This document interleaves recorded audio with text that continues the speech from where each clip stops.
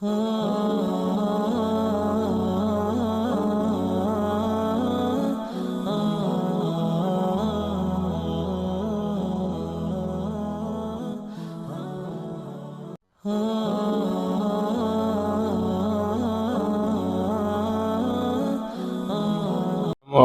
ورحمۃ اللہ وبرکاتہ۔ آج 14 ربیع الثانی 1446 ہجری۔ نحمدہ ونصلی علی رسولہ الکریم، اما بعد۔ پچھلے ہفتے بات چل رہی تھی صلح حدیبیہ کی،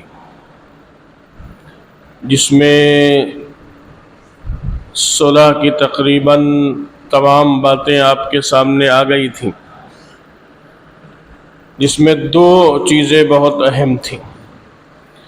ایک یہ تھی کہ مشرکین مکہ کی طرف سے کہ اگر کوئی مسلمان ہو کر مکہ سے مدینہ آئے گا تو آپ کو اس کو واپس کرنا پڑے گا۔ حضور علیہ السلام نے اس کو مان لیا تھا۔ دوسری اسی میں شرط یہ تھی کہ اگر کوئی شخص مدینہ سے مکہ آ جائے گا، یا اگر کوئی شخص اسلام کو چھوڑ دے گا تمہارے پاس آ جائے گا تو ہم اس کو واپس نہیں کریں گے۔ جب یہ بات ہوئی تو صحابہ کرام نے گویا اس پر ایک بات رکھی کہ یہ کیسی بات ہے کہ اگر ان کا کوئی آدمی آ جائے تو ہم اس کو واپس کریں گے، اور ہمارا کوئی آدمی چلا جائے تو یہ واپس نہیں کریں گے۔ تو حضور صلی اللہ علیہ وسلم نے بڑی پیاری بات فرمائی۔ آپ نے فرمایا کہ جو شخص ہم سے چلا جائے اور ہم کو چھوڑ دے تو پھر وہ ہمارا بچا کہاں، ہمیں اس کی ضرورت کیا ہے۔ یعنی چلے جانے کا مطلب یہ اس زمانے میں ہوتا تھا کہ مرتد ہو جائے، اسلام سے دستبردار ہو جائے۔ تو حضور نے فرمایا کہ ایسے بندوں کی ہمیں ضرورت بھی نہیں۔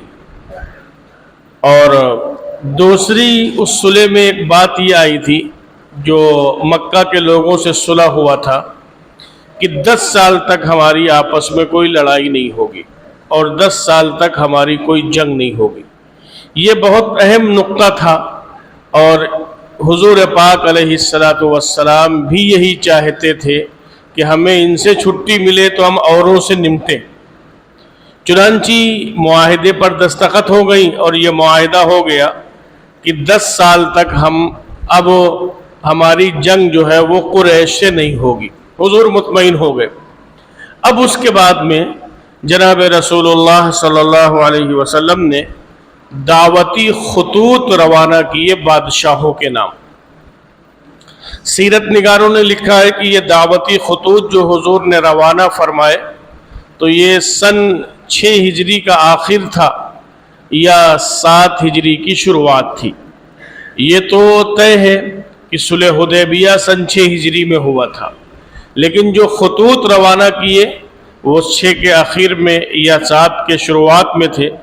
رسول اللہ صلی اللہ علیہ وسلم نے روم کے بادشاہ قیصر کو خط بھیجا، اور اسی طریقے سے فارس کے بادشاہ کسریٰ کی طرف خط بھیجا، مصر کے بادشاہ، غسان کے بادشاہ، یمن کے بادشاہ اور حبشہ کے بادشاہوں کے پاس مختلف صحابہ کرام رضوان اللہ تعالی عنہم اجمعین کو آپ صلی اللہ علیہ وسلم نے دعوتی خط ارسال فرمائے۔ دعوتی خط کا مطلب یہ ہوتا تھا کہ حضور علیہ السلام نے خط کے ذریعے سے ان کو اسلام کی دعوت دی کہ تم اسلام کو قبول کر لو اور ایک اللہ کو مان لو۔ یہ جب کچھ سکون ملا قریش کی لڑائی جھگڑے سے تو آپ علیہ السلام نے پھر یہ قدم مبارک آپ نے اٹھایا۔ چنانچہ اس زمانے میں قیصر و کسریٰ، یہ دو روم کے بادشاہ کو قیصر کہا جاتا تھا، فارس کے بادشاہ کو کسریٰ کہا جاتا تھا۔ ان کے نام کچھ الگ ہوتے تھے، لیکن جو اس تخت پر بیٹھتا تھا اس کو اسی نام سے یاد کیا جاتا تھا۔ تو جو کسریٰ تھا وہ اصل میں عیسائی تھا، اہل کتاب تھا، اور جو قیصر تھے وہ اہل کتاب تھا، اور جو کسریٰ تھا فارس کا بادشاہ وہ مجوسی تھا۔ تو اس زمانے میں قیصر اور کسریٰ کی آپس میں جنگ ہوئی تھی، تو کسریٰ کو فتح ہوئی تھی، اور جب کسریٰ کو فتح ہوئی تھی، اس کو رومی کہا جاتا تھا، تو اس سے مسلمانوں کو بھی خوشی ہوئی تھی کہ چلو اہل کتاب کو فتح حاصل ہوئی۔ ملک شام کے اندر ایک شہر ہے جس کا نام حمص ہے، آج بھی وہ شہر اسی نام سے ہے جو اس زمانے میں تھا جب قیصر نے فتح کیا تھا۔ حمص نام اس کا اس وقت بھی تھا اور آج بھی ہے۔ تو یہ قیصر کے بادشاہ نے یہ منت مانی تھی کہ اگر ہم کسریٰ پر ہم کو فتح حاصل ہوگی اور غلبہ حاصل ہوگا تو ہم حمص سے بیت المقدس کا سفر پیدل کریں گے اور پیدل جائیں گے۔ چنانچہ اس کو فتح حاصل ہوئی تو اپنی منت کو اس نے پورا کیا، اپنے شہر سے بیت المقدس وہ آیا، پیدل آیا، جبکہ یہ بیت المقدس مسجد اقصی بھی ملک شام ہی میں آتا ہے۔ بہرحال یہاں آیا۔ حضور پاک علیہ السلام نے جن صحابی کو قیصر کے پاس خط دے کر روانہ کیا تھا، ان صحابی کا نام تھا حضرت دحیہ کلبی رضی اللہ تعالی عنہ۔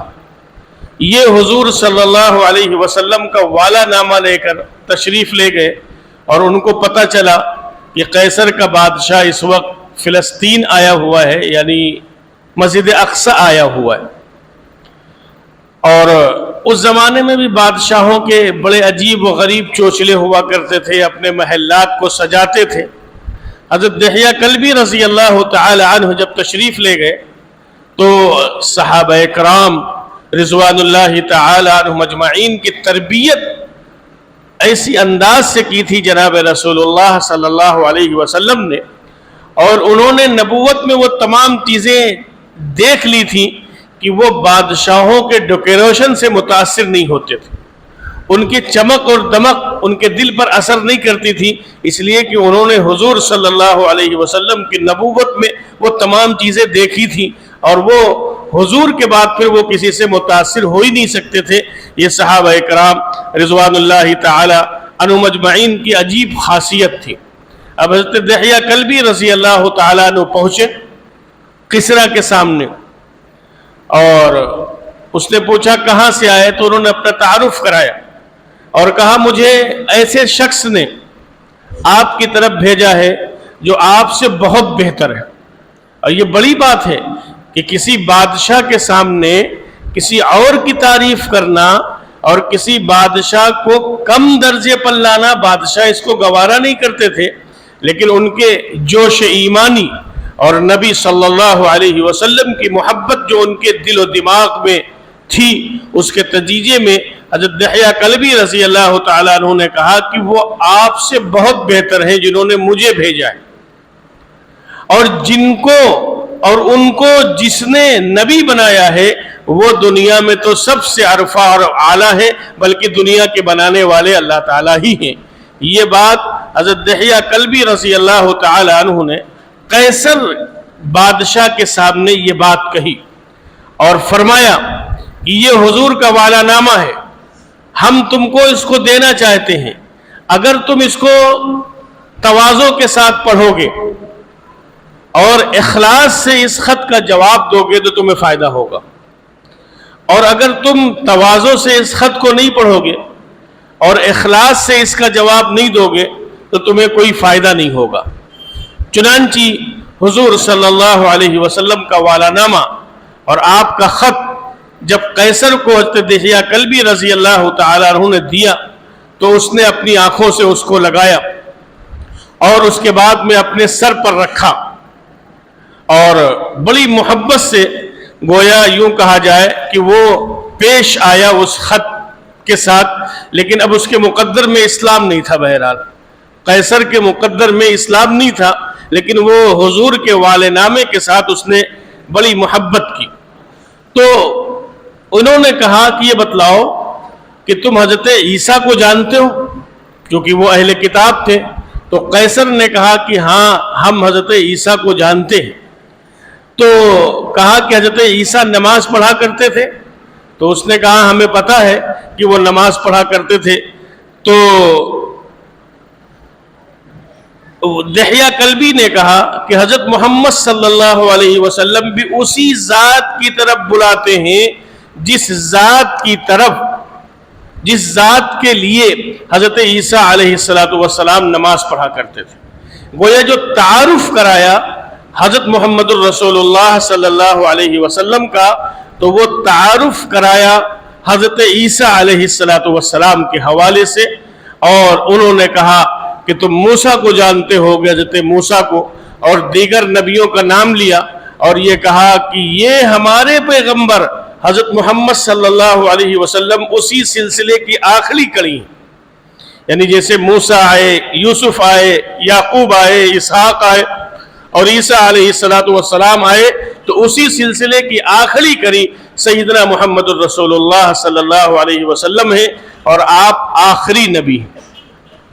یہ بات حضرت دحیہ کلبی رضی اللہ تعالیٰ عنہ نے قیصر سے کہا، تو اس نے کہا کہ میں آپ کے اس خط کا جواب کل دوں گا، اور وہ اس سے دربار سے چلے گئے۔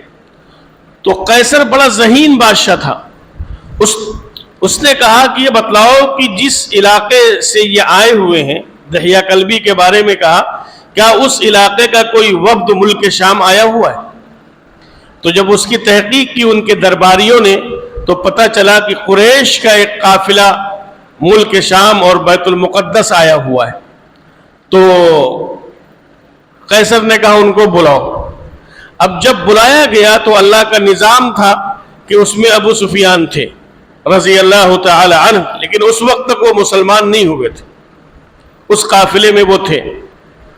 اب جب یہ دربار میں بلائے گئے تو قیصر نے کہا کہ یہ بتلاؤ کہ اس تمہارے گروپ کا لیڈر کون ہے؟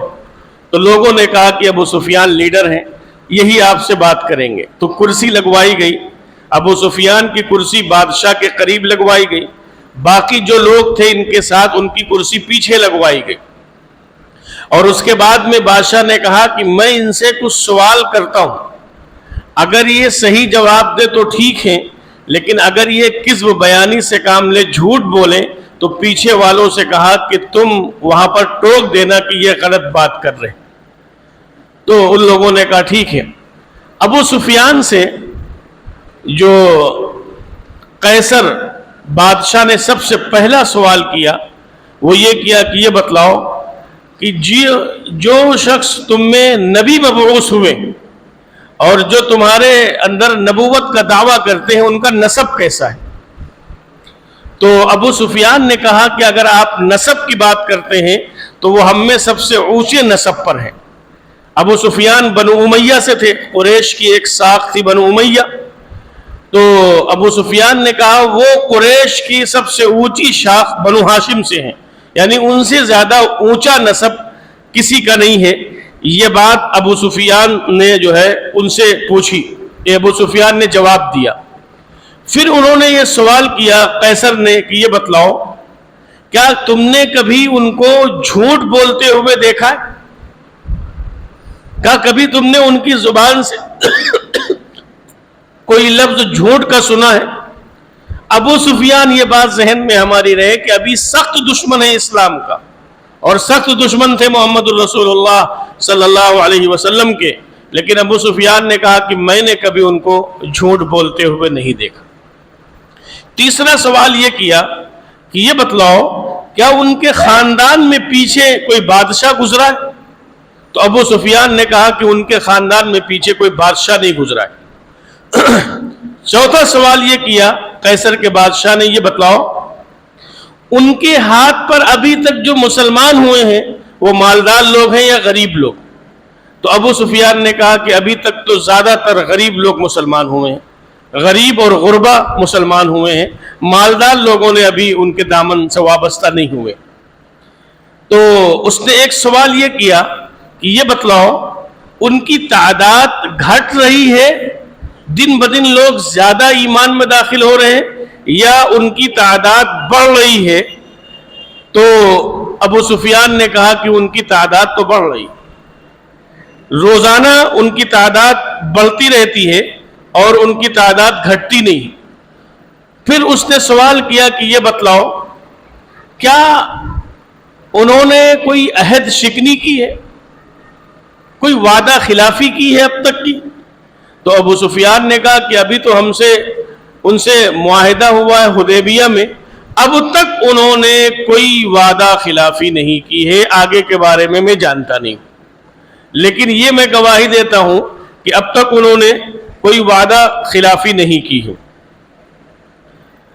تو اب یہ جب سوال ہو گئے تو ان سوالوں کے بعد میں ابو سفیان نے قیصر کے بادشاہ نے کہا کہ یہ بتلاؤ وہ کہتے کیا ہے؟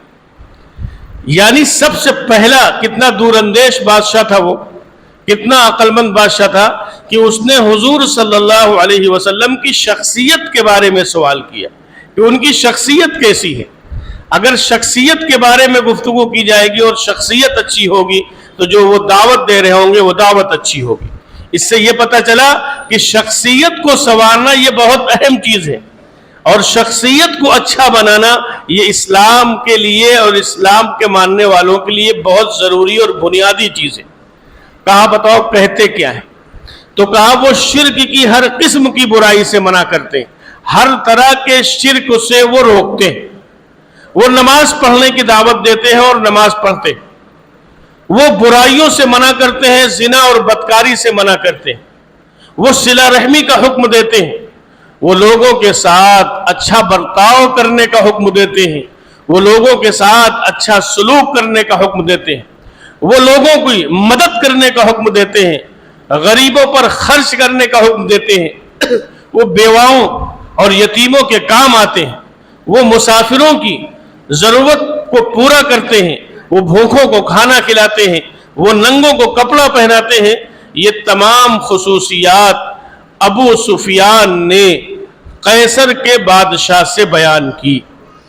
تو جانتے ہیں قیصر کے بادشاہ نے اس کے جواب میں کیا کہا؟ جو صفات تم بیان کر رہے ہو اگر یہ صفات ان کے اندر موجود ہیں تو وہ بیٹھا ہوا تھا، اس نے کہا کہ ہمارے پیر کے نیچے جو زمین ہے اس ملک پر بھی ان کا قبضہ ہوگا اور اس ملک کو بھی فتح کریں گے وہ، جیسا تم بتا رہے ہو۔ پھر اس کے بعد میں اس نے کہا کہ میں نے تم سے ان سے نسب کے متعلق سوال کیا تھا تو آپ نے کہا تھا کہ سب سے اعلیٰ نسب ان کا ہے، جتنے نبی دنیا کے اندر تشریف لائے سب کا نسب سب سے اعلیٰ تھا، ان کی جو قوم تھی، ان کی جو رعایا تھی، ان کے جو لوگ تھے اس زمانے میں سب سے اونچا نسب انبیاء اکرام کا ہوتا تھا۔ کہہ لیں گے دوسرا میں نے آپ سے سوال یہ کیا تھا کہ ان کے یہاں کوئی بادشاہ تو نہیں گزرا، تو یہ سوال میں نے اس لیے کیا تھا کہ ہو سکتا ہے پہلے کوئی بادشاہ گزرا ہو اور اب یہ خود بادشاہت چاہتے ہو، تو اب بادشاہت چاہنے کا طریقہ یہ ہے کہ نبوت کا دعویٰ کر دیں، لہذا تم نے کہا کہ کوئی بادشاہ نہیں گزرا ہے تو اس کا مطلب یہ واقعی اللہ کے نبی ہیں۔ تم نے یہ کہا تھا کہ ان کی تعداد دن بدن بڑھ رہی ہے، تو آپ نبیوں کی تاریخ اٹھا کر دیکھو، یہ قیصر کا بادشاہ کہہ رہا ہے کہ نبیوں کی تاریخ اٹھا کر دیکھو، ہر نبی کے ساتھ کچھ نہ کچھ تعداد روزانہ بڑھتی رہتی تھی۔ اور کہا کہ یہ بتاؤ کبھی تمہاری ان سے لڑائی ہوئی تھی؟ کہا ہاں لڑائی ہوئی تھی۔ تو کہیں گے لڑائی میں کیا ہوا؟ کہیں گے کبھی فتح ہوئی، کبھی شکست ہوئی، بدر میں مسلمانوں کو فتح ہوئی، احد میں کفار کو فتح ہوئی، اور جو ہے وہ خندق ڈرا ہو گئی گویا۔ تو اس نے کہا کہ یہ اللہ کا نظام ہے، اللہ فتح دیتے ہیں ان کو اور شکست بھی دیتے ہیں، اور شکست اس لیے دیتے ہیں تاکہ کھرے کوٹھوں کا پتہ چلے کہ جب شکست ملے گی تو جو ان کے ساتھ رہیں گے وہ کھرے ہوں گے اور جو ان کا ساتھ چھوڑ دیں گے وہ کھوٹے ہوں گے۔ اور اس نے کہا کہ آخری راؤنڈ جو ہوگا وہ فتح انہی کو ملے گی اور شکست کفار کو ملے گی آخری راؤنڈ میں۔ دنیا میں تو بہرحال فتح اور شکست چلتی رہتی ہے، لیکن آخری راؤنڈ میں جو ہے وہ انہی کو ملے گی فتح۔ پھر اس نے کہا کہ تم نے یہ کہا کہ وہ کبھی جھوٹ نہیں بولتے ہیں، تو جب وہ مخلوق کے بارے میں جھوٹ نہیں بولتے ہیں تو پھر وہ اللہ کے بارے میں کیوں جھوٹ بولیں گے؟ اللہ کی طرف وہ جھوٹ کی نسبت کیوں کریں گے جب وہ مخلوق کے مسئلے میں جھوٹ نہیں بولتے ہیں؟ تو ان تمام چیزوں کی توجیحات جو ہے وہ قیصر کے بادشاہ نے دحیہ کلبی رضی اللہ تعالی عنہ کے سامنے بیان کر دی اور کہا مجھے تو یقین ہو گیا کہ وہ اللہ کے نبی ہیں۔ اور اس کے بعد میں پھر اس نے اپنے لوگوں سے کہا کہ ہم ایسا کرتے ہیں، جو یہ خط آیا ہے اس خط کے متعلق تمہاری کیا رائے ہے؟ اس نے اپنے لوگوں سے سوال کیا تو لوگ چیخنے لگے، چلانے لگے، تو حضرت دحیہ کلبی واپس چلے گئے اور اس کے بعد میں بہرحال وہ نشست برخاست ہو گئے۔ دوسرے دن پھر اس نے پادریوں کو بلایا اور درباریوں کو بلایا، اور پادری اور درباریوں کو بلانے کے بعد میں کہا کہ محل کا دروازہ بند کر دو۔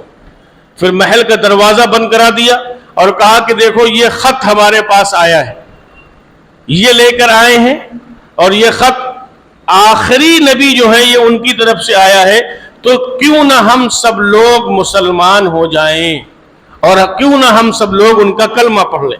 جیسے یہ بات قیصر نے کہی ویسے ہی وہ پادری اور درباری مخالف ہو گئے اور دروازے کی طرف بھاگنے لگے چیخ و چلا کر۔ دروازہ بند تھا، واپس نہیں جا سکے، تو اس نے پھر بلایا، اور بلانے کے بعد میں اس نے اپنا ایک چال بدلی۔ اس نے کہا کہ ہم تم کو دیکھنا چاہتے تھے، ہم تم کو دیکھنا چاہتے تھے کہ تم اپنے دین میں پختہ ہو کہ نہیں ہو۔ اب ہمیں یقین ہو گیا کہ تم اپنے دین میں پختہ ہو، اپنے دین سے نہیں پھرو گے۔ تو وہ لوگ مطمئن ہو گئے، دروازہ کھول دیا گئے، چلے گئے۔ دحیہ کلبی سے اس نے کہا کہ میں ایمان تو لے آتا، میں مسلمان تو ہو جاتا، مجھے یقین ہو گیا ہے کہ یہ نبی آخر الزماں ہے، لیکن اگر میں مسلمان ہو گیا تو دیکھا تم نے ہماری قوم نے، یہ پادری اور درباریوں نے کیا کیا ہے، یہ ہم کو قتل کر دیں گے، یہ ہمارے خلاف بغاوت کر دیں گے، اس لیے ہم ایمان نہیں لاتے ہیں۔ تو ہم تم کو ایک، جسے اس زمانے میں پوپ کہتے ہیں، ہم تم کو ایک بڑا پوپ ہے اس کا پتہ دیتے ہیں، تم وہاں چلے جاؤ۔ اگر وہ شخص ایمان لے آئے گا تو وہ مذہبی لوگوں کو سمجھا لے گا، درباری لوگوں کو ہم سمجھا لیں گے۔ دحیہ کلبی رضی اللہ تعالیٰ عنہ اس پوپ کے پاس گئے، اور جانے کے بعد میں حضور علیہ السلام کا پیغام اس کو پہنچایا اور پیغام بتلایا۔ تو سیرت نگاروں نے لکھا ہے کہ جس وقت دحیہ کلبی رضی اللہ تعالی عنہ اس کے دربار میں گئے تو وہ سیاہ لباس پہنے ہوئے تھا، اور جب حضور صلی اللہ علیہ وسلم کی پوری بات بتلائی گئی تو پھر وہ اندر گیا، اور اندر جانے کے بعد میں سفید لباس پہن کر آیا، اور سفید لباس پہن کر آنے کے بعد میں اس نے اپنے پادریوں سے کہا اشہد ان لا الہ الا اللہ و اشہد ان محمدا عبدہ و رسولہ۔ وہ پوپ جو ہے وہ مسلمان ہو گیا۔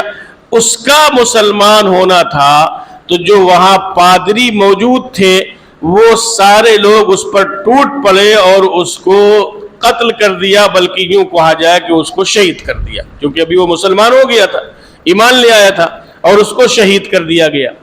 اب جب وہ شہید کر دیا گیا تو دحیہ کلبی وہاں سے واپس آئے اور قیصر کے بادشاہ کو پوری بات بتلائی۔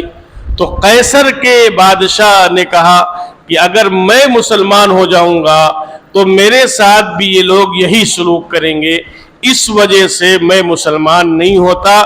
پھر اس نے ایک باکس منگوایا سونے کا، اور اس کے اندر جناب رسول اللہ صلی اللہ علیہ وسلم کا وہ والا نامہ اور آپ کا خط اس نے اس کے اندر رکھا، اور اس کو بڑے احترام اور بڑے محبت سے رکھا، اور پھر اس نے کہا کہ میں اسلام کو قبول نہیں کر سکتا، میں اسلام کو قبول نہیں کر سکتا، اس لیے کہ میری رعایا اور میرے محکوم جو لوگ ہیں وہ میرے ساتھ یہ سلوک کریں گے، اس وجہ سے میں محمد الرسول اللہ پر ایمان نہیں لاتا۔ چنانچہ دحیہ کلبی واپس آ گئے اور حضور علیہ السلام کو پوری بات بتلائی۔